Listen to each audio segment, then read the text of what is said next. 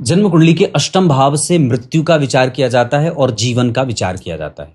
अगर जन्म कुंडली के अष्टम भाव में शुक्रदेव वक्री होकर के बैठ रहे हैं तो आपको ये बात आवश्यक रूप से देखना होगा कि वो कौन सी राशि में बैठे हैं। अगर मेष राशि में बैठे हैं तो अग्नि से जल के मृत्यु हो, ये एक अलग विषय होगा, मैं उसमें नहीं जाऊंगा, लेकिन ये बहुत मायने रखेगा कि अष्टम भाव में शुक्रदेव किस राशि में बैठे हैं और प्रत्येक राशि में बैठने का और वक्री होने का फल अलग अलग होगा। पर सामान्यतया अगर मैं इस कार्यक्रम के माध्यम से आपको बताना चाहूं तो अष्टम भाव के वक्री शुक्रदेव आपको चिंता करने वाला बना देते हैं। व्यक्ति चिंता में ग्रसित रहता है, उसकी वाणी कई बार कठोर और कड़वा बोलने वाली हो जाती है। अष्टम भाव के वक्री शुक्रदेव व्यक्ति के पाचन तंत्र को गड़बड़ करते हैं।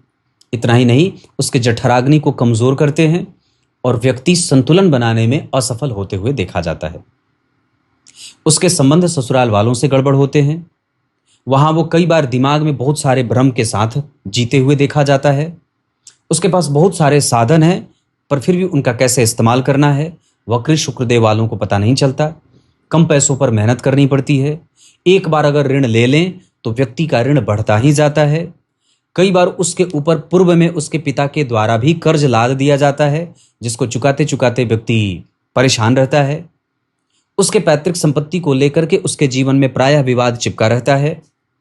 उसका व्यक्तित्व प्रायः अपने ही संघर्षों के कारण क्लियर नहीं होता है।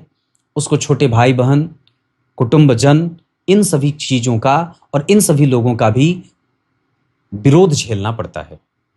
मतभेद ससुराल से, पत्नी के बीमार होने से और कई बार सुख में सेंध लग जाने से कष्ट होता है।